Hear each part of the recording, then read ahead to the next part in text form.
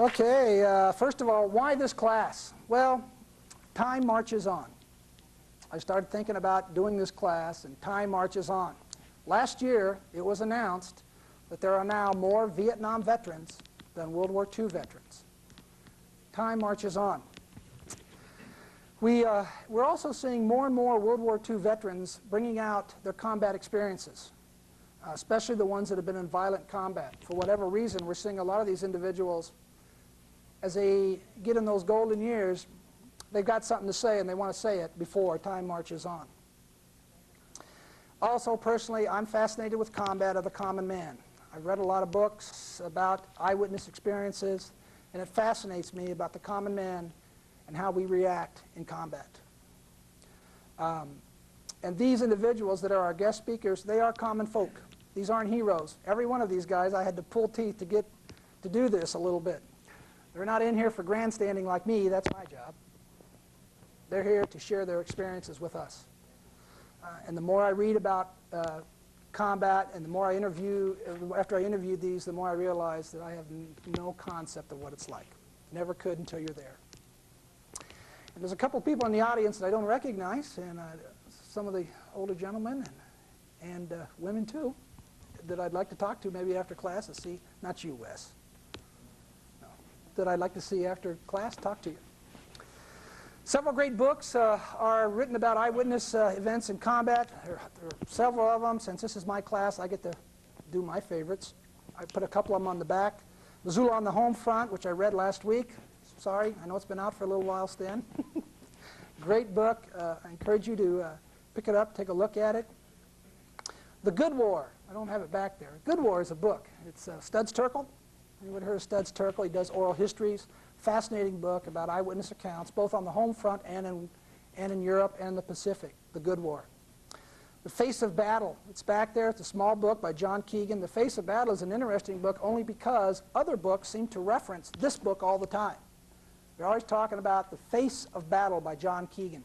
He talks about eyewitness accounts all the way from the Battle of Argonne Court in the 12th century all the way up to Napoleon. Fascinating book. With the Old Breed is another book, E.B. Sledge, hardcore, meat grinder, Pacific, Marine, Peleliu, Tarawa, Iwo Jima, Okinawa, just some horrible meat grinder battles. He kept a diary. He also has a son, and his son wrote a book. Anybody know what it is? E.B. Sledge, it's The Good Son. I'm a little shaky on the title. His son wanted to follow in his father's footsteps. E.B. Sledge is the most decorated Marine in the Marine Corps. And his son wrote a book. Mr. Alexander, do you know which one I'm talking about? Yeah. I think that's the title. It's called The Good Son. Son wants to follow in his father's footsteps. He joins the Marine Corps after college and goes to Vietnam, and 6 months into Vietnam steps on an artillery landmine, blows off his legs at the hips, his right buttocks, his right arm, 3 fingers on his left hand, and lives. Becomes a senator and seems to cope with this. His wife stuck with him for 25 years, and his kids grew up and made it through these horrible operations, etc. It was ironic. Myself, I'm in the Naval Reserve. I was doing my 2 weeks active duty this year in Camp Pendleton, and I was reading this book called The Good Son. And the book ends with a picture of him standing around his family in his wheelchair with his prosthesis and everything. Come to find out, one of the doctors that I was in my tent with was the doctor of this family, and this guy, after all these years, did commit suicide after all these years, and that wasn't in the book. The stress of combat. Sometimes you can't get rid of. Yeah? You're talking about Chesty Puller and his son. Chesty Puller. Chesty Puller. Because he was the most decorated. Chesty Puller, not E.B. Sledge. Chesty Puller's son. Is it the name of the book The Good Son? I don't know. Yeah. I'm not sure about that. But when you said Sledge, I was a little confused. Yeah, that's when I was a little shaky. I remember reading the book, and I couldn't remember if it was Sledgehammer Sledge or Chesty Puller. It was Chesty Puller. Yeah. And, Yeah. And he killed himself. Interesting story. Anyway, a couple other ones. Eyewitness to Combat series. That's a book put out by American Heritage. That's back there. Those are just eyewitness accounts. I've seen those around. Two Ocean War by Samuel Eliot Morison. perhaps one of a famous naval historian, did a whole series on World War II naval history, both Pacific and Atlantic, but also did a book called The Two Ocean War. And this is another book that everybody references. Samuel Ellison Morrison said, when they're talking about these, it's a good book. I don't have that one back there. Another one of my favorites, Fields of Fire by James Webb. This is a Vietnam book. It's a novel, but it's the first book from Vietnam that kind of opened up this Vietnam era and close combat. James Webb was a Secretary of Navy, and his experiences in combat. Goodbye Darkness is another book. It's my favorite, by William Manchester, written by, again, a Pacific young Marine, 17 years old, joins the Marine Corps, goes through Tarawa, Iwo Jima, and survives, and is the only one that survives of his original company. And when he becomes 62 years old, he's a famous author. He wrote Truman's biography, Kennedy's, wrote a book called The Glory and the Dream. 62 years old, and he's got these demons, these combat demons that he can't deal with all his life. And he gets on an airplane, and he goes back to the battlefields in the Pacific where he fought. And he sits in one of the, I think it was in Tarawa, he was in the same crater or foxhole that he was in when he was 17 years old, trying to release these demons. And I think you see a lot of that in these combat veterans from World War II. The ones we're going to talk about, we're not going to spend a lot of time on this kind of stuff. It's kind of depressing. These memories burn deep. And it's a fascinating book. It's called Goodbye Darkness by William Manchester. Very well written. Battle Diary is another one. Anybody familiar with Battle Diary by John Toole? Mayor John Toole. Great book. Mayor John Toole was a mayor in the early 80s from Missoula. Battle Diary, 3rd Division, I believe. Audie Murphy's company, 2 Silver Stars, 3 Purple Hearts. Hard combat. He was the mayor of Missoula for a little while. Passed away, I believe, in the late 80s. Why are we interested in individuals that have been in combat? Well, first of all, to quote John Keegan, who wrote The Face of Battle, we are fascinated by the experiences of individuals who are at the maximum point of danger. And in E.B. Sledge's With the Old Breed, what makes personal experiences in combat so devastating powerful is their simplicity, their honesty, and their compassion. When I interviewed the people for this class, the Charlie and Jim, Dave, and Art, I always walked away with a different perspective than when I walked in there. Our guest speakers, all of them, remember their combat time very vividly. Charlie can't remember what he had for breakfast, but he remembers his combat time. And that is true to all the guest speakers. The memories are burned deep. They get excited even after 50 years. Some are still perplexed. Some of the speakers are still perplexed after 50 years. Some of these guys still shed tears after 50 years. Friends lost. Comrades lost. And our guest speakers, they refreshed me. I find myself oftentimes taking this country for granted. Our guest speakers don't take this country for granted. They're very opinionated. They're very outspoken. They'll talk about that. And they have a lot more invested in this country and way of life than a lot of us do. They've come close. Every single person that we're going to see in this class has come close to making the ultimate sacrifice. There were a lot of people in World War II, both on the home front, both overseas, and in combat. But I tried to pick 4 individuals that were in violent, life-changing combat. Combat that changed their lives within seconds. These individuals are speakers that are going to be speaking to us. The next parade that goes down Higgins Avenue for those veterans, I don't know about you guys, but I'm going to be thinking a little bit different. I'm going to think about sacrifices made. I hope you do too. Are there any questions? Halt. Be recognized. And what's the password? Charlie Whitfield was on night duty alone. It was the winter of 1944, the worst winter in 55 years in Europe. He had been in constant combat for months. He was hungry. He had no leather boots. His feet were stuffed into his rubber overshoes and insulated from the cold by straw. They had just taken a small town and taken casualties, a daily event. Men killed, friends lost. As Charlie leveled his M1 at the figure getting out of the Jeep, it seemed strange to him that a soldier was traveling this close to the front lines, especially at night. Because Charlie knew that in the scout unit that he was in, he was always several kilometers ahead of the front line, or what the brass considered the front line. He clicked his safety off, leveled his rifle on the helmeted figure approaching him.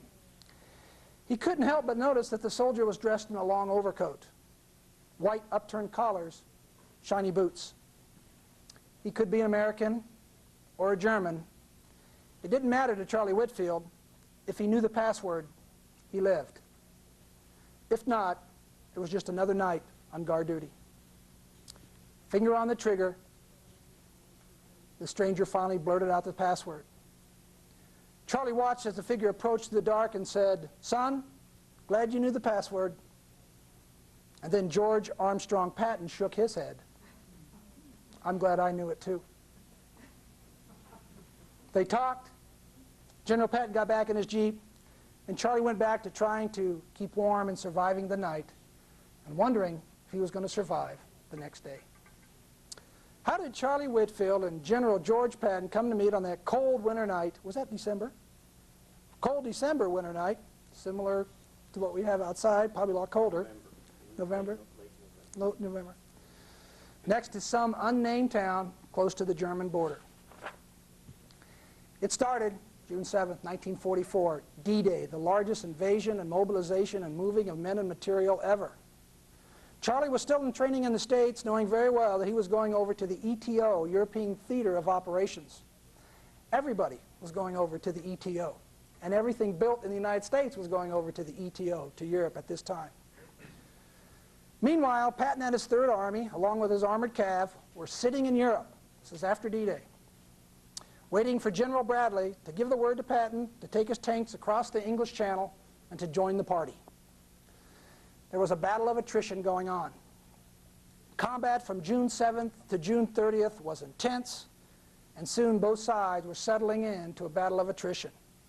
In most cases, the GIs were better equipped than their foes. Some German weapons were superior, some inferior.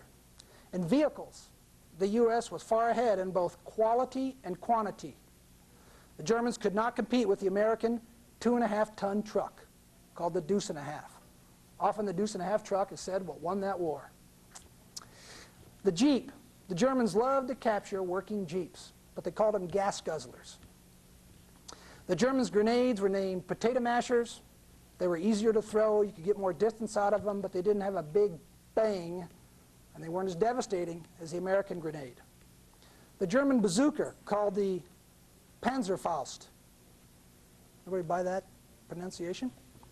Was far superior to the American bazooka. It was extremely simple to operate. It took only one person. They could pick it up and use it immediately, while the American bazooka had a team of 2, sometimes 3, didn't have as big a punch, it didn't have as big a payload as the German Panzerfaust.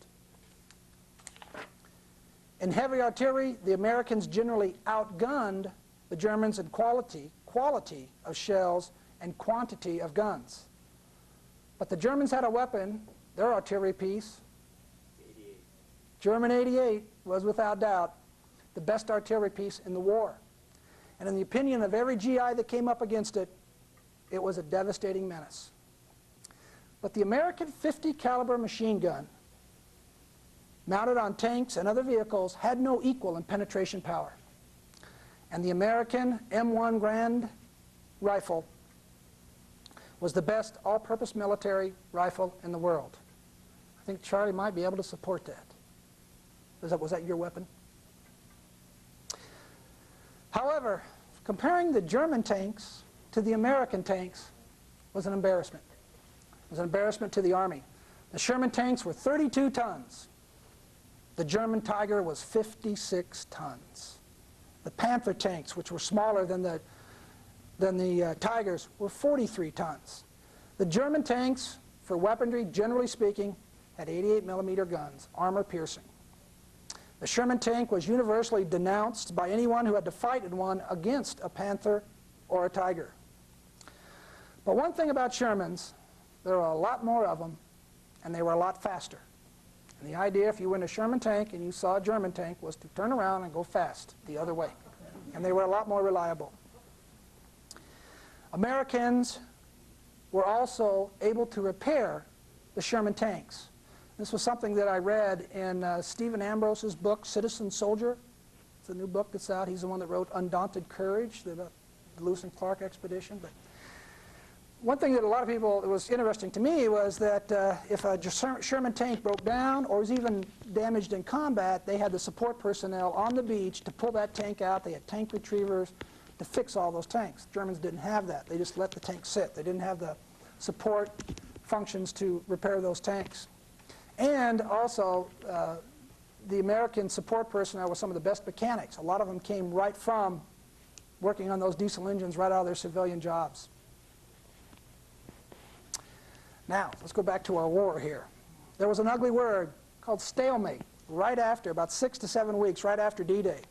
Patton and his Third Army, they were still in England, waiting for the call from General Bradley. And one of the reasons Bradley did not bring them over right away is that he literally had no room to stage Patton's Third Army. The beaches were full.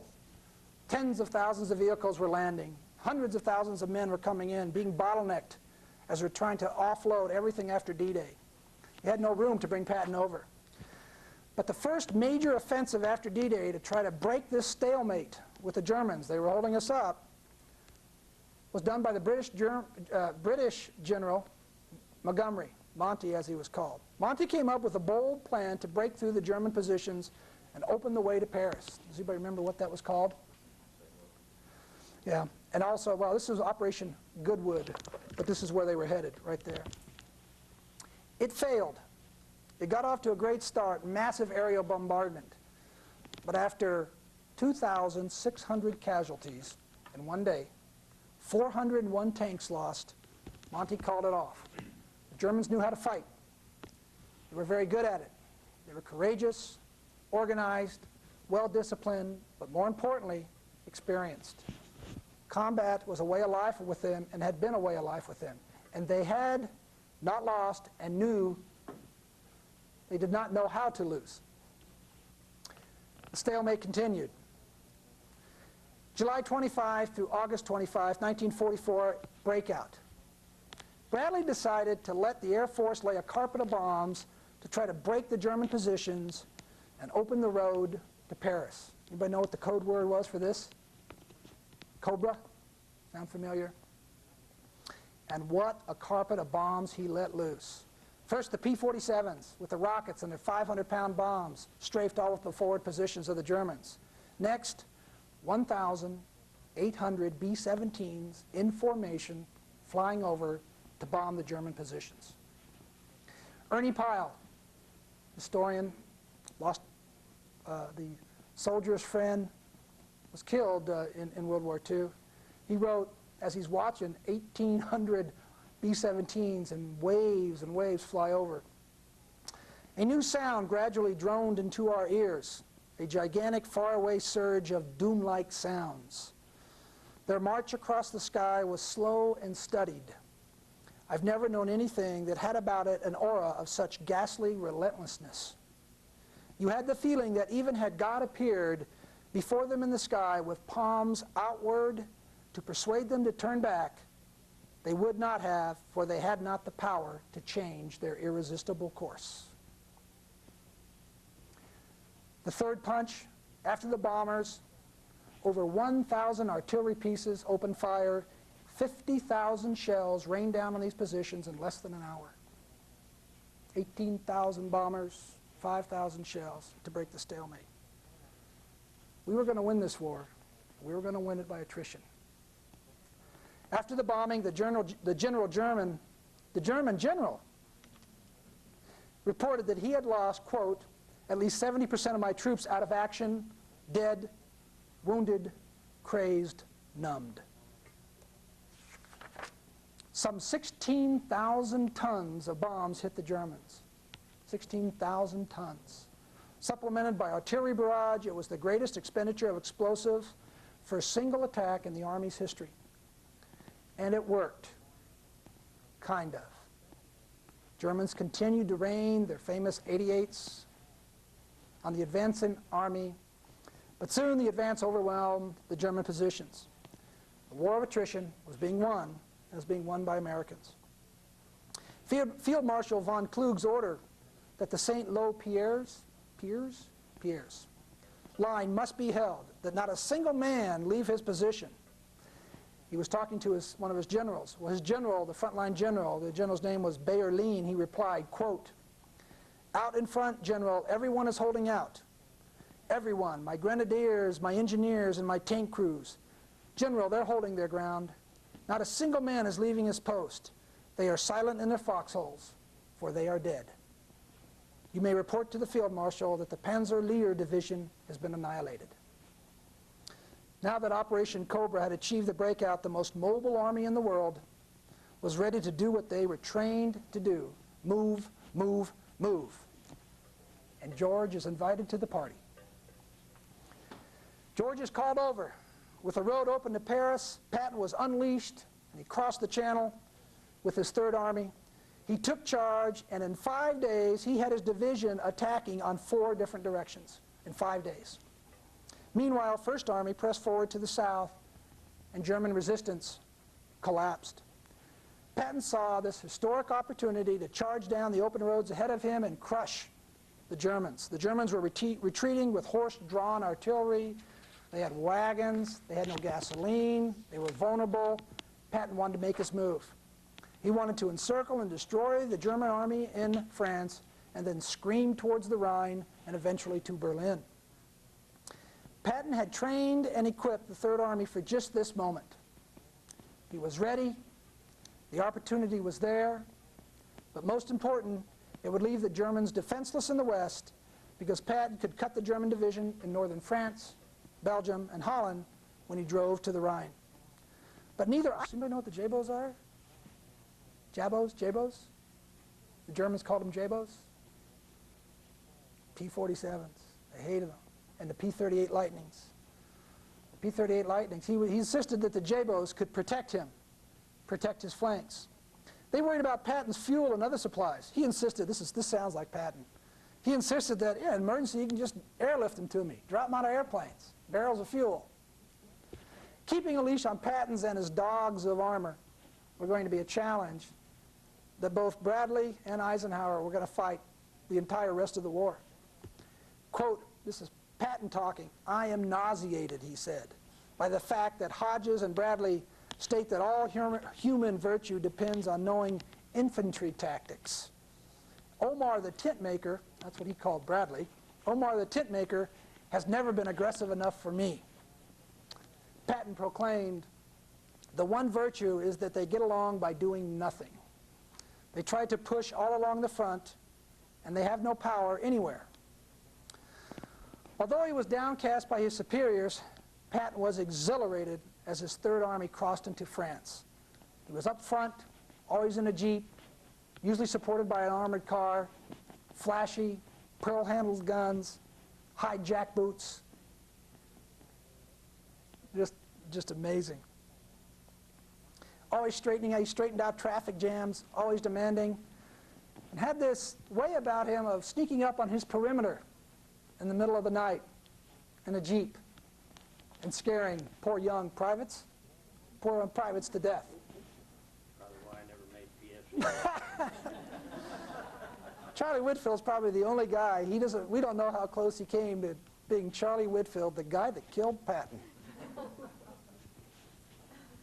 Still, he was not happy, Patton. He was having fun, but he knew that victory laid in the drive to the east, not the north, not the south, not the west. And east he did go. Charging in the modern-day horses of steel, Patton knew to win he must take ground, destroy tanks and artillery. He wanted to get to the Jewel of the Rhine before Monty and the British, which he hated almost as much as he hated the Russians. And now that brings us back to the start of this story, our true story. How a skinny kid from Arizona, surviving in the hell of daily combat for over 50 years ago, almost pulled the trigger that sent George Patton to the big Sherman tank in the sky. Charlie survived World War II and the meat grinder of Patton's romp across Europe. Charlie also survived Korea as an artillery officer who was wounded and sent home by his commanding officer because he had seen too much combat. And as a lieutenant colonel, he was recalled to Vietnam and was ready to fight his third war, but retired. Just by 2 months. 3 wars. The character and courage of this man is carried in the uniform of his son, an Army Green Beret, 18 years, Master Sergeant, just got back when? A couple of weeks ago from Bosnia. As his father made the sacrifice, his son is standing by to make that sacrifice too. Oftentimes, the traditions and sacrifices of people like Charlie Whitfield go unnoticed. Ladies and gentlemen, I'd like to introduce to you Mr. Charlie Whitfield, whose life was saved by frozen feet. You bet. Here, you put this on here. You want to hold that? I don't think I need You this. don't need that? It just looks like fresh. You can leave my notes. You took my notes. Okay. Well, I want to thank Scott for inviting me to be with you folks tonight, and especially have such a nice dissertation by all of you as to why you're here. I'm not going to get into politics if I can help it, I promise you. And your language, about your language? My language is pretty tarnished anyway, so I'll have to be careful. I was born in Arizona, 1922, and my uncle was in the 89th Infantry Division in World War I. My dad lost an eye when he was just a little boy, and somehow or another he was called up in World War I to shoot, and he could really shoot. He was right-handed, but he had to shoot left-handed because of this one eye. He even got to one of the camps out of Missouri, was on the firing line practicing in World War I, during World War I, when an old drill instructor looked down and noticed he was doing everything rather oddly compared to the process that you would normally use with the old Enfields and Springfield rifles that they had at that time, the old 30-06 bolt-action rifle. He checked my dad out and found out he had one eye, so he was declared unfit for combat duty and went home. Born in Williams, Arizona, a small town in 1922 to say the least, and my family took me hunting, I learned to shoot, and so on and so forth. Did all my elementary schooling in Tucson, Arizona, went to the University of Arizona, was sitting at my table doing, as a freshman, preparing to do an examination or take an examination in agriculture, dairy husbandry, all subjects. I heard on the radio that we were being bombed at Pearl Harbor. And I closed my books. Just a few months later, I was in the enlisted reserve corps. I was called up for duty. I didn't get drafted. I volunteered, which was probably a mistake. In any event, from there I went on from Fort MacArthur, or the reception center, and eventually wound up in training, basic training at Camp Joseph T. Robinson, Arkansas. Basic training in infantry was 17 weeks in those days, and you were given a pretty good overhaul as far as getting ready for whatever your body could stand in the chigger-bitten and mosquito-ridden areas of that area. I thought I'd probably wind up in the Southwest Pacific while I went the other way. Then I was assigned to the 12th Armored Division in New York National Guard Unit, and eventually wound up in the 92nd Cavalry Recon, which is mechanized recon per se, like the gentleman back here's father or relative was in the 4th Mechanized Cavalry. From there, after intensive training down at Camp Barkley, Texas, we were POM, Operation for Overseas Movement. And I joined the unit in the last about 2 or 3 months of this era. And so I had to really get ready quickly, and I didn't know anything about all these fancy things called recon, armored infantry, armored tanks, armor anything. I'd been in basic infantry, that was it. So I was a new timer to the unit, and in September we shipped out from Camp Shanks, New York, and overseas. I got to see the Statue of Liberty and got seasick immediately when I got on the boat, and I think I was seasick for the rest of the trip. We wound up in Portsmouth, England, rapidly to the Salisbury Plains of England, where we trained rapidly with the Red Devil Division of the British, who had made a disastrous, or later made a disastrous setup at Dunkirk. Those of you who've heard of Dunkirk. They were annihilated practically at a later time.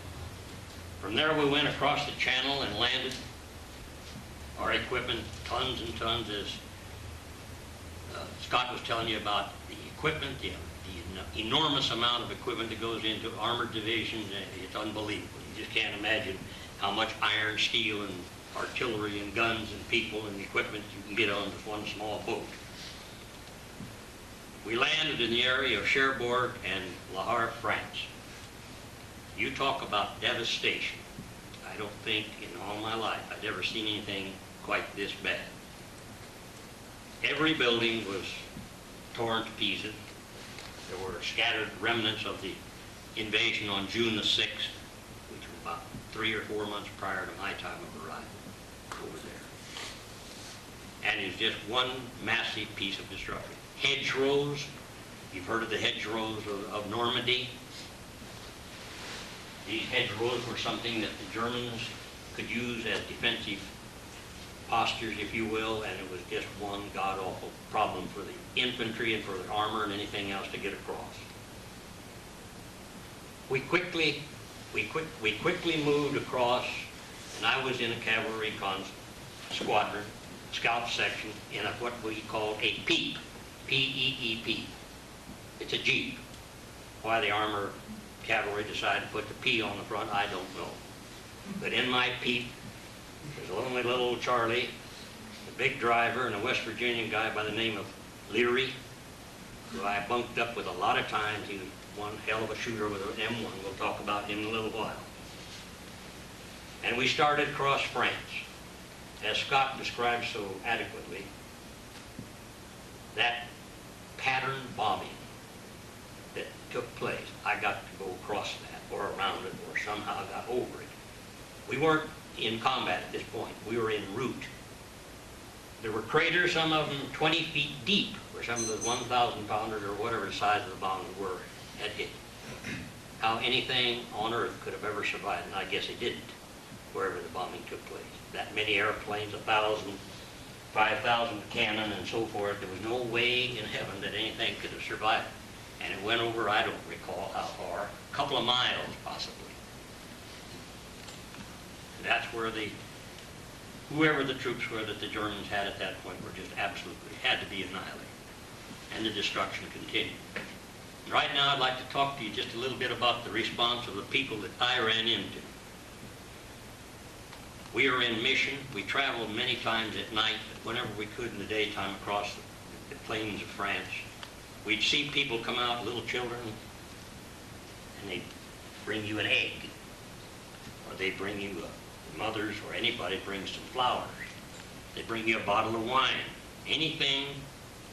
They were either grateful or terrified that they were going to go through the same thing all over again. I don't know. But the people were fantastic.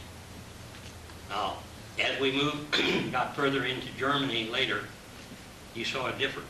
You saw people just absolutely fear-stricken because of all the hell they'd already taken, both from the Germans and us coming in as invaders. There was hardly ever a building that wasn't demolished in some way due to the fighting between the forces. I can remember that we came through some of the small towns. Some of my first assignment, or our first assignment, not mine as an enlisted man, was in a town called Binning, B-I-N-N-I-N-G. Mr. Cohen's a He can check up on me and see if I'm telling him the truth or not. I am trying to tell it as best I can recall. As Scott said, you mentioned before, believe me, I can recall these things because they're embedded, I guess, until they plant me out here some of these. The fact is, the civilians were really and truly the victims of an ungodly Holocaust. All of them. The German forces were superior to ours most of the time because, as Scott also brought out, they were well trained, and their damned 88s, excuse me, don't strike that, was a fantastic weapon. It would not only kill you if it hit you, but if you could hear it coming, it'd scare you half to death because of the scream of a 2,700 foot per second velocity rifle shooting an 18-pound projectile made it something else.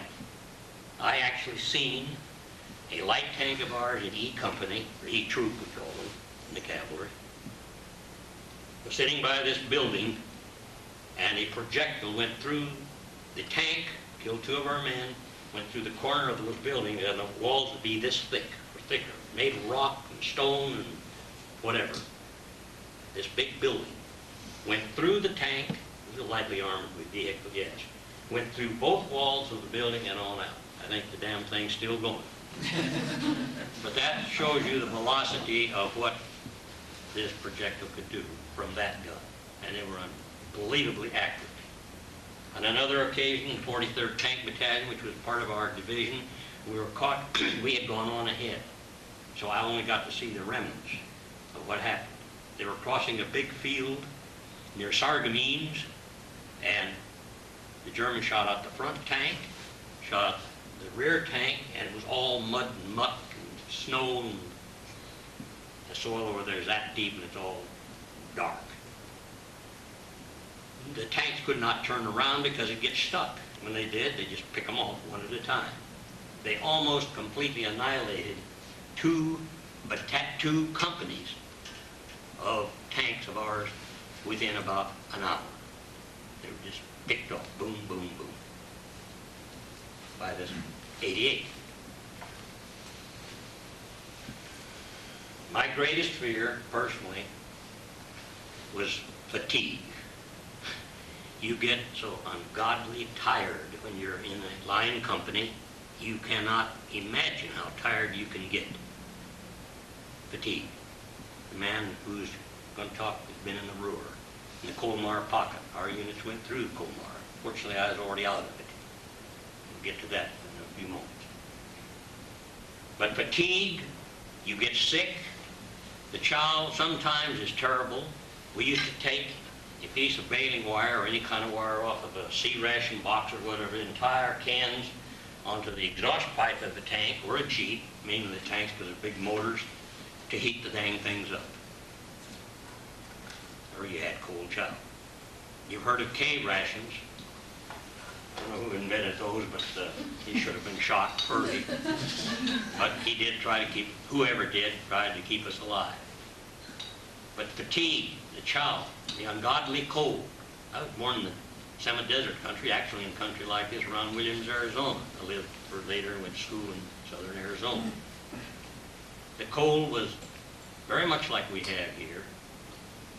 And when I really got into it in November and December and early January, before I got out of it, actually late October, November, December, my feet got so cold, I just didn't have good circulation, but I didn't have good equipment either at that time. Some of the troops were getting what we called in those days, snowpacks. You're all familiar with snowpacks. We didn't have the Mickey Mouse boots that we got, or are called thermal boots that we had later in Korea. We had the old combat boot. Some of you have seen them with the leather buckle around the ankle. It's a rough out plain leather shoe. My feet got so cold, we had an overshoe, a buckle over overshoe. And I was in this barn. We'd been on a mission. I didn't know it then. We were behind, in front of our troops and behind the German lines. It was night in this old barn, small village. I don't remember the name of the village. We were in this village. So we pulled in and dug in, and I was in the barn, and they mortared off. Mortars, by the way, is a projectile, is a free drop, shoots out of a tube, and you never hear it. Boom, bang. They killed lots and lots of people. They're easy to make, been used in every war ever since, even the Civil War. Mortars. I was so cold that I was miserable. There was an old cow. I think she was a Jersey or a Guernsey milk cow in this barn. And she was eating her hay. But these were going through the plains and farm country at that time. I took my shoes and socks off. I couldn't keep the shoes on. I threw the damn things away. And I put my bare feet up on the belly of this old cow. She kind of glanced around at me like, I'm not perverted, but you know, my feet were freezing. And that gave me an idea that I gathered up straw and packed them in the, remember the old buckle overshoe that you put over boots and shoes? And I packed them, and I had 3 pairs of socks, I think, on.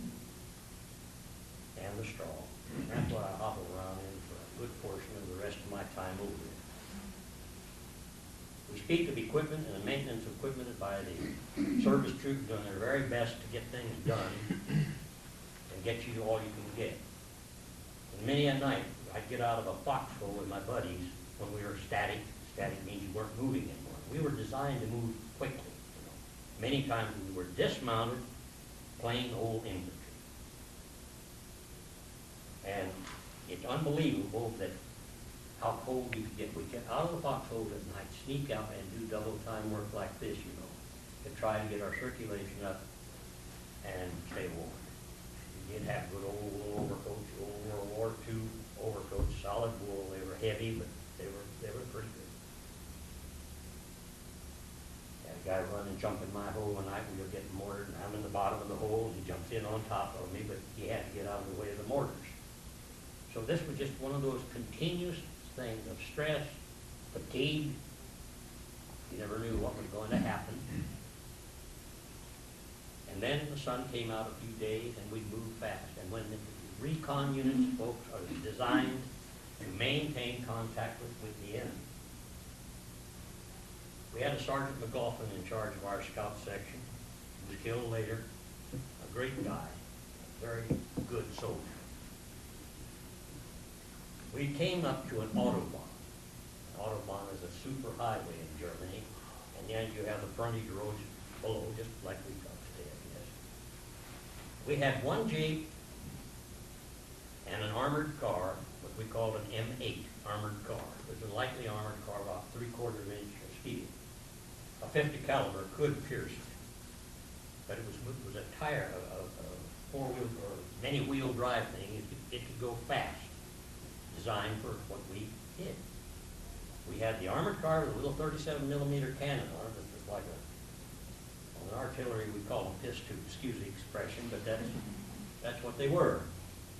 And this little 37 was a fine little weapon for pinpoint shooting, but other than that it was symbolic more than effective.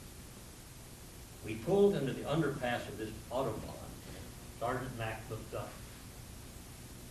I think I got to be corporal by then, but I'm not sure. Anyway, Max said, for Christ's sake, take off your steel pots, throw them on the ground. We had little wool caps. You ever seen pictures of these little wool caps you get in that war? Take them off and start waving. Just wave. And scream and holler and wave your arms and cheer. Cheer. Cheer little bastards. That's what he said. Cheer them. The purpose was to make them think we were Germans as they came by. There were approximately 2 companies of German infantry, motorcycles, tanks, trucks, a hodgepodge of vehicles going across. We were 10 men. Now imagine a freeway out here, and you're whatever, 60, 70 feet below on a frontage road, and you look up and see all these cops going by on their motorcycles, armed to the teeth. You know, we would have been annihilated in 1 minute if they'd known what we were. Man, I never cheered so damn hard with a dirt block in my life. Couldn't they see your uniform? We're all OD and mine had so much mud on, they couldn't take, been able to tell the difference anyway. You know, we were all basically ODs. There was kind of a blue-gray thing sometimes, and we kept low profile over it, we cheered so hard, you know, it all helped. We got out of that one, but I must tell you, that was hairy, and we were 22 kilometers, that's what Mac told me, how he knew that so well, he had a map of his, behind the German lines. I didn't know that when we got there. The impact of what this man could come up with quickly, just a snap judgment, was a tribute to his ingenuity and good common sense. It saved our butt. That's what it was. It saved our life. Or they'd have captured it, and that'd have been worse yet, I think. I don't know. Anyway, this was just another incident that I happened to have been involved in. Another time we're going through it, and we stopped in what is known as an assembly area. Now, my Ruhr buddy back here and all you people who've been in the ground pounders know what an assembly, or for motorized or vehicular type thing, an assembly area is when a unit will move up preparatory to moving forward. You gather your gas, you gather your equipment, you get ready to move out. All the little villages in Germany had a church steeple. I swear I've never seen so many. I was in France too. A little village, every one had a church with a high steeple on it. They're also good old observation posts for anybody wanting to use them. We stopped and we're sitting there resting, eating some of our sea rations. They've been improving a little bit, but not much. And all of a sudden I noticed a pump and I heard a pa-doom sound, an odd strange sound, which was quite obvious, a crack of a rifle. And I did, and everybody else, I think, in the company or the troops there, turned their weapons on that tower and cut loose. Machine gun, the 50, I remember there's a 50 going, just literally blew it all to pieces. And then we moved out. We learned later there was a 14-year-old, so I don't know it was exactly 14, we were told a young kid with a German 8mm Mauser rifle with a scope on it. He was killed, blown to pieces. Somehow, the SSers, the SS troops of the German army, or whoever it was, had induced this boy, presumably, this is just presumption, to sit up there and take a pot shot at the GI. Fortunately, he didn't hit anybody. It was sad that happened. But towards that part of the war, and this was still quite a ways off from the war, this was long in late November of '44, they were beginning to recruit or induce or whatever they did to con these kids to taking up the job of an adult soldier. It's sad. And usually they got killed. They were just young kids. They probably had no idea why they were doing what they were doing except propaganda that was given to them. Another night, we were going through a place called Sarreguemines, Germany. You in your studies will know where Sarreguemines and Worms, Germany is probably. Worms is W-R-M-S. And I formed what we call a reinforced scout section or patrol. I happened to be the 21st guy. I guess it's because I was shorter and smaller. I don't know. But anyway, I was the rear guard of that patrol. That's a reinforced patrol. The purpose of that patrol down this dark street is very cold, quiet night, relatively speaking. You always hear the rumble of artillery like thunder all the time. But it's quiet at night. Dead GIs here, dead horses, dead cows, sheep, dogs, civilians, dead. This is cold weather, but the stank, the stench, was unbelievable. There's a smell that I can't describe to you. It's not unlike anything I've ever seen in this country, but I guess it emanated or came from the continuous destruction of people and animals, anything that was alive and then was then dead. The patrol was designed to try to clear out snipers down the streets each side of this big street in Sarreguemines. It was actually on the outskirts of the city. the Germans still had the major part of the city. And there's nothing worse than city house fight, absolutely nothing worse. Because you got a sniper in every window, or you can be, it's just for the birds. It's not a good place to be as far as combat goes. Anyway, it was quiet that night. There was a roadblock and a lot of logs laying in the log, big logs, so big, all laid out across the street, wall to the other side of the street. And it was approximately as high as that map poster is over there, or a little higher, I don't know. It was dark. We all, 21 of us, went up over that roadblock. And down the other side, went down the street, we found a building that had been blown out. It turned out it was a place where had been a frozen food locker or a butcher shop. It was probably just a butcher shop in those days. We found a half a beef. It was still frozen. Went inside, we took the bacon, I became cook right quick. And we had the first fresh beef. It wasn't completely frozen, but it was preserved. We all had quite a meal down there. Somebody had calvados made from apples, schnapps from whatever schnapps is made of, potatoes. Anything that was drinkable. Water wasn't always that good anyway. And we feasted literally. Combat engineers came along. You've heard of combat engineers. They face a terrible chore of clearing mines, etc. You know, they got a job. Came down, and the next morning, we'd rested up, stayed in the basement. Combat engineer officer, young officer, came and said, "Did you guys just come over that barrier down there, that roadblock?" You know, Sergeant told me that. So he said, "Did you know that there were 3 or 4 German teller mines wired to any log underneath it?" No. We didn't know.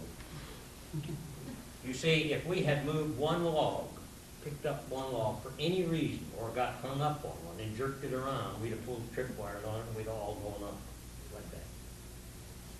I thought about that a lot of times. Teller mine is a mine designed to blow up tracks or anything of war. They're designed for vehicles or lots like they had planned. And the Jerrys were great at setting up what we call booby traps. We didn't get to be too bad at it ourselves. But they'd pull some fantastic tricks in the buildings. They'd go up, you get into an old building, there's one we saw in a training film where the picture was set on the wall. And the Germans being so, in the movie, this was in training that we seen it, but they did, we never touched anything. We could avoid it. Huge, you know, their precision, their preciseness. Straighten the damn chair, the picture frame out, and you move a tripwire and blow your head off.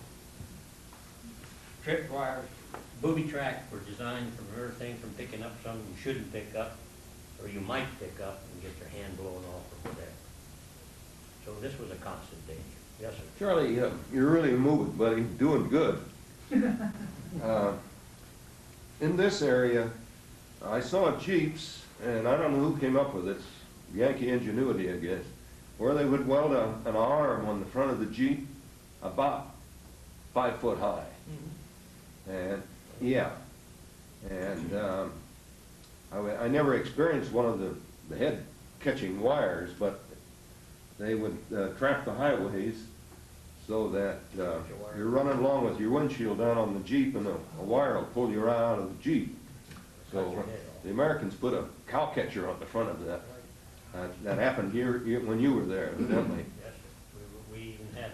We didn't know that when we left the States. Some of them had them on. We didn't know it my particular unit, but yes, sir, I know what you're talking about. And you catch the wire first rather than Yeah. the head catching it. Yeah. Yes, sir.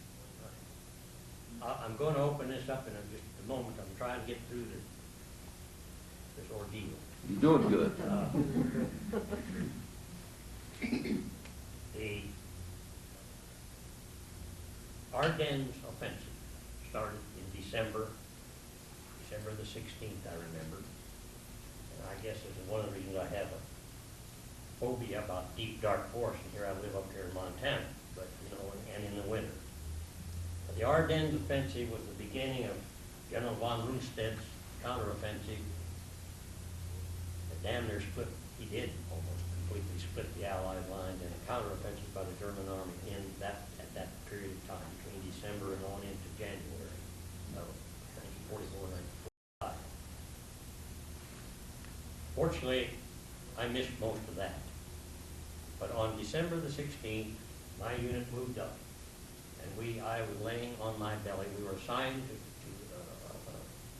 a small town of Bischweiler. It's a little village like, as many of them were. It got a rolling hill on what you would call the Franco-Prussian border, the German-French border. You folks, historians, people who visited Europe, they have all these little stone headstones over it, says, tell you so many kilometers to here and there. I remember I was laying down because I'd been assigned on this hill to cover a counterattack that the Germans had already started on the 16th. Now this was Christmas Day in my case, but they started, by this time we moved up and were online on the 25th of December, 1944. And the Germans started a full battalion-sized attack on our area. We had the 56th Infantry, Armored Infantry of our division on our right flank. 92nd Recon, my group was up in the middle somewhere, up on the front. A bunch of idiots, they're always in front. We weren't trying to hog the scene, believe me, but that's where we were. The Germans were, and it was a bright, sunny day, quite cold, beautiful weather, just like we can have every once in a while out here, and the attack was on. Remember, I had my old M1. I carried 2 or 3 bandoliers, so they shoot 8 rounds to a clip. I ran out of ammunition. Another kid brought. I just shooting. We weren't just shooting at dirt. We were shooting at people maybe 1,000 yards away or closer many times. I remember I shot a dead German. I didn't know he was dead, but it bugged me ever since.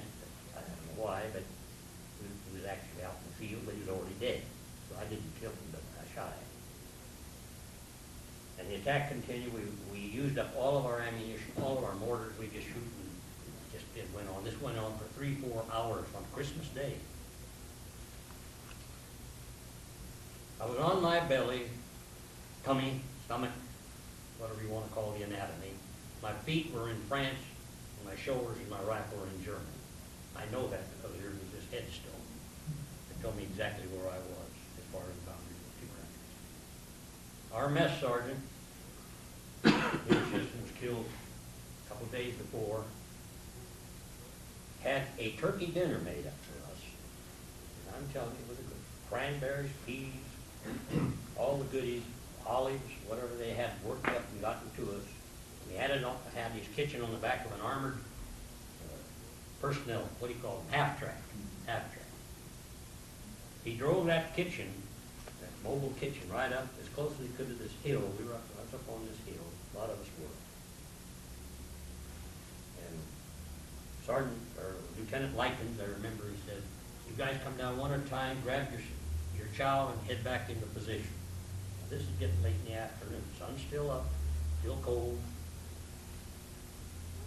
The mess sergeant would hand us out 2 big loaves, 2 big slabs of bread, that thick, with all the goodies on it.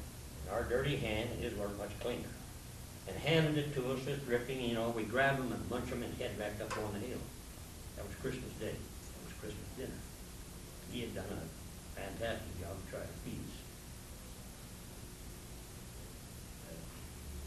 His buddy was killed. His second cook was killed by a mortar round that went off through his helmet and into his head.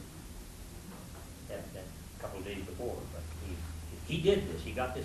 We were short of people because he was packing a gun. Everyone had a weapon of some kind and could and would use it as needed. And so this situation was paramount to any people who have ever been in a ground pounder's position of combat. Everybody was trained to use a gun. Von Rundstedt and company and all the Germans that came into that process were on the move, and we moved again. This time toward the Bastogne. We weren't far, in actual kilometers, miles across France, and into the area called known as Bastogne. Bastogne, as I understand, was a kind of a roadway passage area that the Germans had to take and get the rest of their offense or counteroffensive to be accomplished. 101st Airborne was in there, and General McAuliffe was the one who gave the famous statement, you know, when they asked him to surrender, he said, "On nuts." He didn't. Didn't surrender. It had just gotten about that bad when Charlie, that's me, feet were getting so they swelled up that Sergeant McLaughlin, who was still with us, he just killed a few days later. A young medic came along, a little red-headed medic. So anybody who's in a medic, I'm all for him. Came along and said, "Would you look at Charlie's feet?" He just combed around those damn toboggan things he's wearing long enough. He says they hurt. They hurt. They really do. So I hauled off the shoes, and my 3 or 4 pairs of socks that I had stuffed into these damn things, and my toes and my heels, and even the tips of my finger were starting to turn purple. Bad color. I don't even like the color of your shirt, sir. Anyway, the fact is, this is what was happening to me, and we lost, I'm told, some 10,000 troops due to what was then known as trench foot, call it anything you want to, overexposure to the weather or poor circulation or all of the above. And I clumped back to a rear area in what we call the meat wagons. That's a mobile ambulance thing that we still had with us, loaded me up, and I got to go to the rear. The rest of my unit moved on in preparatory to supporting the 10th Armored Division and elements of the 4th Armored Division, which went in and ultimately relieved McAuliffe and the 101st. I then moved back later, we got a reassignment, and to a Reppel Depot, big deal, and the history of the counteroffensive by Runestad and company is all documented. It was horrible. The Jerrys were wearing our uniforms if they could get it. They could capture our vehicles, and many of them could speak fluent English, and our troops didn't know who in the hell was who. And this was bad news, but it happened. It's all documented. Mr. Scott is the historian, and you gentlemen, Mr. Cohen, and all others can relate to that.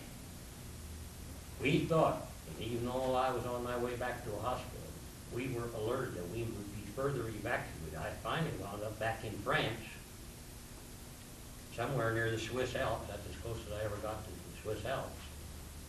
And we were alerted that all the patients, all the casualties were being ready to evacuate if Runestad made his final break clear on through into Belgium and through Belgium. That's how effective that counteroffensive was. There was one division, I think it was called the 102nd, that 102nd Infantry Division, full of fresh young kids from the States, new uniforms, new duffel bags, everything, on trucks. I didn't see them, I heard this, but I had some of my people tell me later, I saw them later, months later, that they were caught by the Germans. They moved so swiftly that they caught the band. Each division had a band, for music and for marching. They caught the band out in the streets, and they just practically annihilated the people in this particular division. They found old tubas and horns and everything laying on the streets. They'd been run over by the tanks and up, dead GIs everywhere. And that must have been this would have been a terrible trauma to anything and everybody. And I'm sure Eisenhower and company and Shape headquarters was sure aware of the magnitude of this situation. Thank God I missed that point. I got home, saw the Statue of Liberty on my birthday, 9 March of 45, went back to school, got educated, I thought. Got an ROTC DMS commission in the artillery. I was cavalry, and I later went to artillery. Korean War broke out in 1950. August 14th, I'm back in it again. That's another story. Are there any questions? Charlie, the 88s, did you get acquainted with them to know enough to know what they had a white charge or a flash at times. I don't know whether it was marking artillery or what it was. Just a white burst. Do you remember of that? White phosphorus, WP. White phosphorus is used in, I learned this. White phosphorus, WP, is around the fire, and you have the white phosphorus will burn the tar out of it. It'll take your skin right off and gets on you. But it's used as a marker round also, It was, for any artillery. yeah. 105, anything. If you shoot it, you get a lot of this in Korea. The round is designed to give you a marker, and then you adjust from the marker to the target size. Add to, subtract, whatever you're doing. Calling for a fire mission, they give it to you. You're short, you want to add 200, fire one, and they fire another, and then if you're on, or another marker, and then they can, by fire direction center, can literally put the rounds in on the target. This was highly sophisticated, I think, in World War II, and I'm sure by the time the Korean War got around. Today, it's all computerized, so it's unbelievable. But that is a marking round. Yeah. Yes, sir.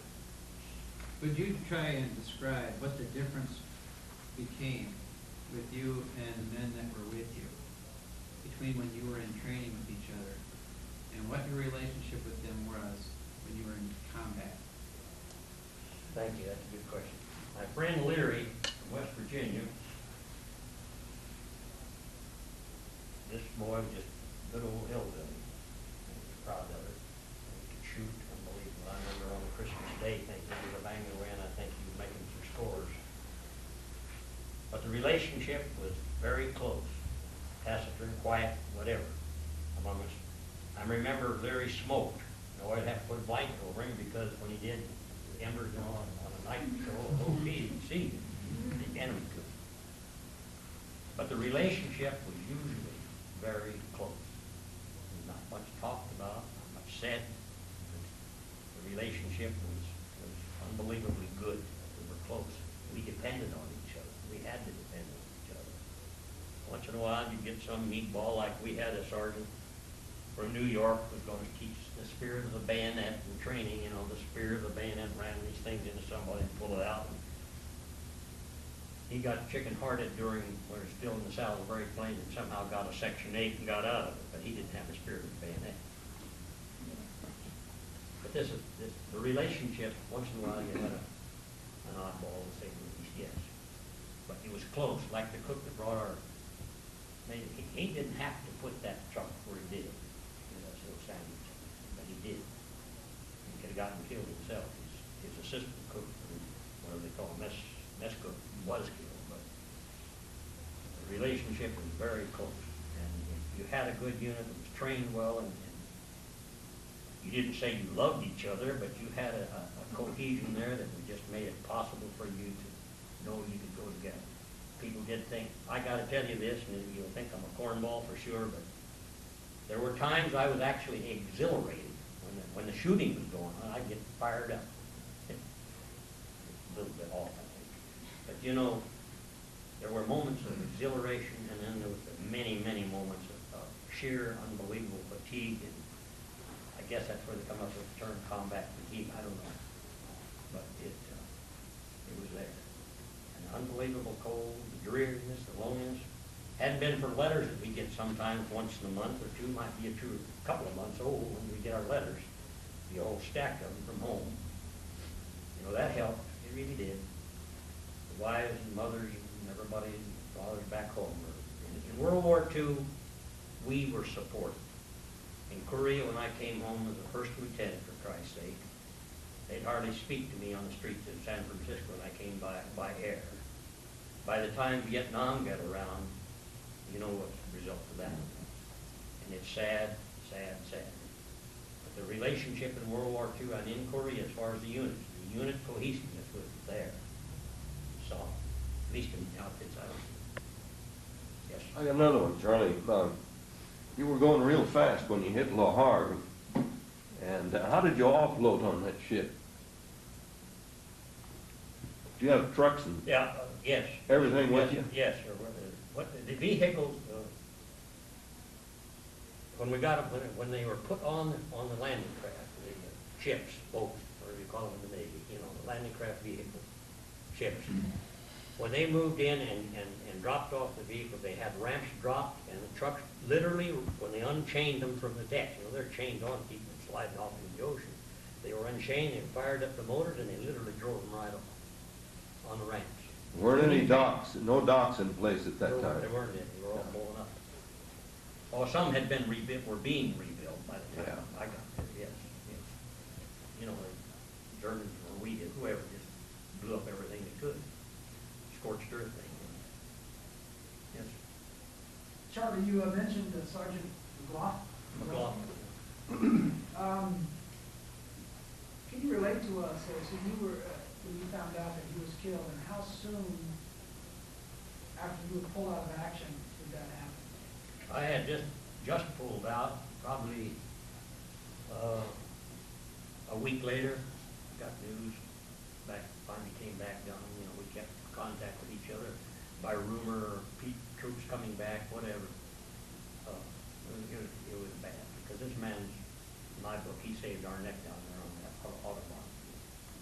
You know, just intuition, common sense, or a quick reacting mind, and or we'd have been PWs, to say the least, or dead. We had some rough times together once in a while, especially back in the days in the training areas, that you'd have some tough encounters with her. I had gotten a fist fight with some guy called me an SOB, and I didn't like that, and I hit him in the mouth. Later, do you know what? His name was Dale Thornton. He was on one of those Jeeps you're talking about with a machine gun mounted. He was mortally wounded in the Colmar pocket, near the Ruhr, later, after I left, won the Silver Star posthumously, but that didn't do him any good. And I felt bad about that, still do. But you know, that's the truth. That's what counts. Anything else? Yes, sir. Back to your mission as a recon unit, it's my understanding then that what your mission was to range ahead of the troops, not only to find safe crossings where needed, but also to find the enemy and maintain contact with the enemy while bringing up troops from the rear to pursue and to exploit your find. Can you give us some instances where that took place? Yes, yes. We,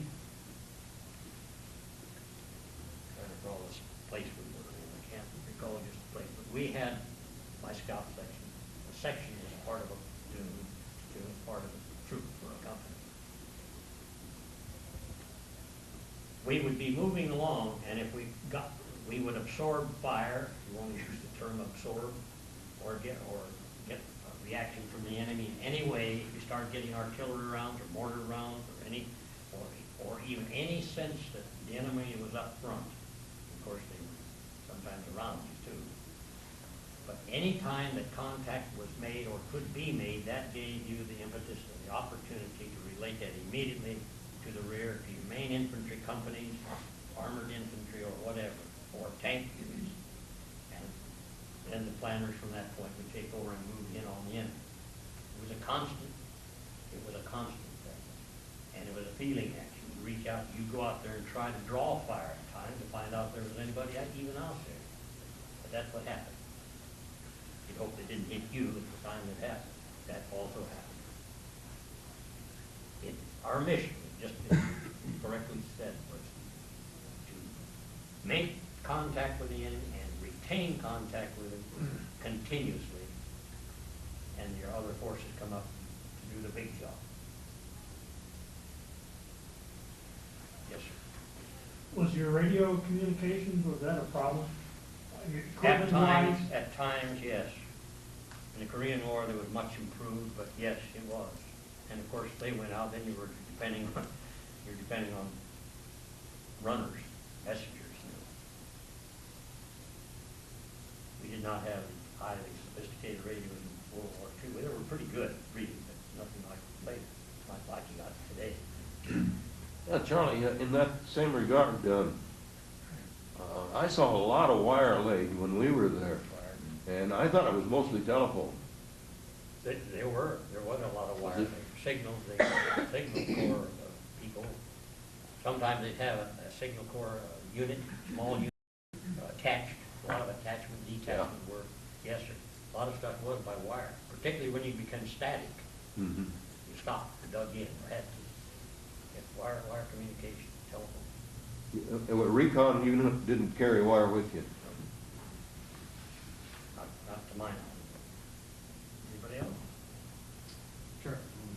Then pursuing this other question about your frequency usage and that, I've had read about Germans capitalizing on radio techniques of the Allies and disrupting or being able to read what the Allies were up to and to put into place counterattacks or rebuffing and things like that to thwart any kind of advance. Now, did you have any, since you were on a ranging patrol type of an environment, now, did you have any troubles with that sort of thing? No, not in my case, I didn't. I think I've heard that others have. Radio contact, of course, for the recon people was the only means we had to get back. At that time, we were in 22 kilometers or so, whatever it was. Max said 22. Was the only way we could get word back. And the Germans attempt to break the codes all the time, or since ours was just voice radio, and we're speaking in English, well, they had people that could speak just as good or better English than we could, you know. So that was a problem, but there was always codes, coding, you know, means of deceiving as best you could. All that's changed today. It's so highly sophisticated, I wouldn't even know how to explain any of it in that response. Scott? Charlie, how close were you pulling that trigger on George Bennett? About from here to this lady right here. It was dark, here very dark. The only thing we could see was the cat eyes on the little peak. Cat eyes are little lights that have over the main headlights. You will see them right here. We saw this one vehicle. What George was doing up there, I will never know. He was a prima donna maybe, but he was. I'm glad you asked that question. You know, I'm no hero, believe me. I want to get out of that thing as badly as anybody, but when you stop to think about it, if he'd have given the wrong password, my duty was, I would have had to shoot him. Would you have? I'd have shot him. You didn't know who he was. If he hadn't given me the right password, I had no choice. Our orders were, if they don't have, and boy, this is where they were really strict on passwords. You had to be. But he could have been killed. Did you? Normally, don't do that. Nor does mine. But most people would. Did you speak first, or did you wait for him to speak first? He comes up, and there was another man with Scott. There was another man with him. We were behind a little sandbank area on the corner of crossroads of the streets here in the town. And we say, halt and be recognized. That was a common practice. Halt and be recognized. He halts, and then there's the password and what do you call it? The Countersign. yeah, countersign. So you said a password first? No, He did. you asked him to, and then we did. And if he gave the right one, no Do you problem. remember what it was by chance? No, I don't. I remember what my call numbers were in Korea. Accidents 5, 6, I think, or 8, 6, or 3, 6, You whatever. change the password I every was night. at- Pardon? You usually change the password every night. Oh, yeah, every day. Every night. Every day. we changed. They did the Philippines every night. They had to do this because of filtrators that could get through the lines. Well, when you were talking to these Germans that spoke English so well, was that in a password situation too? Oh, yes, anybody. See, we're in the dark. It's dark out there. No, very few people made an advance in open daylight because somebody could cut you down real quick. But it was the night infiltrators that you had to worry about. And when Runstead made his famous counteroffensive, this was just, it was terrible because they had some of our vehicles, our uniforms, they could speak, and it was moving so fast that the whole movement was unbelievable from everything I could learn from.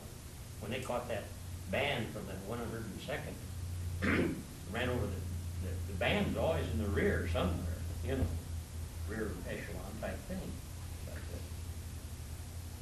But, this is spooky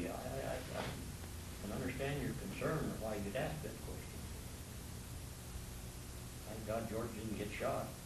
He was killed later in Momenheim when he was driving. The war had, as I recall it, the war had ended or was just about to end.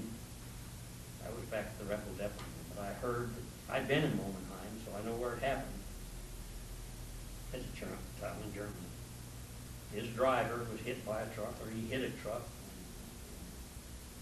General Patton was killed. The story, the movie, if you've seen the movie, it's really pretty good. Pretty accurate account, I think. Embellished whatever was necessary. Charlie, one more story. You did relay a story that you have inadvertently left, you did not tell these people about. And that was the liberating of a certain cellar of alcohol spirits. This was in, well, all right. In Worms, W-O-R-M-S, Germany. That's a much larger town. The war was just about to end in May, as I recall it, May the 5th or whenever it was. And we had gotten back, the war was tapering down very rapidly, very rapidly. And being small, there are some advantages I found out, or they found out. The Germans, when they occupied Worms, Germany, had taken and sashed away literally unbelievable amounts of French, fine French wines, liquors, the coolers, whatever, under the streets in cellars built under the pavement of the highways, of the streets. Well, there was a hole. I don't know whether a bomb had done it, a shell had done it, but there was a hole, a break along this road, and we were just going down in the truck. We were in billets. We weren't in combat at this point. We just pulled out. And one of the drivers said, "What's that hole down there?" And I'm riding up in the truck with him for some reason. I don't even recall where we were going or why. "Why don't you go down in there and check?" Well, nobody could get down on the hole but me, because I was small enough to slide through. So they give me a rope, I drop, I'm in a cellar with as long as this building, you know. And there were tiers of wine that they had sashed away in this hideaway of all kinds. I mean, well, that battalion had a problem with alcohol for the next 2 or 3 years. Clean out the whole store? We loaded, picked 6x6s up in numerous occasions.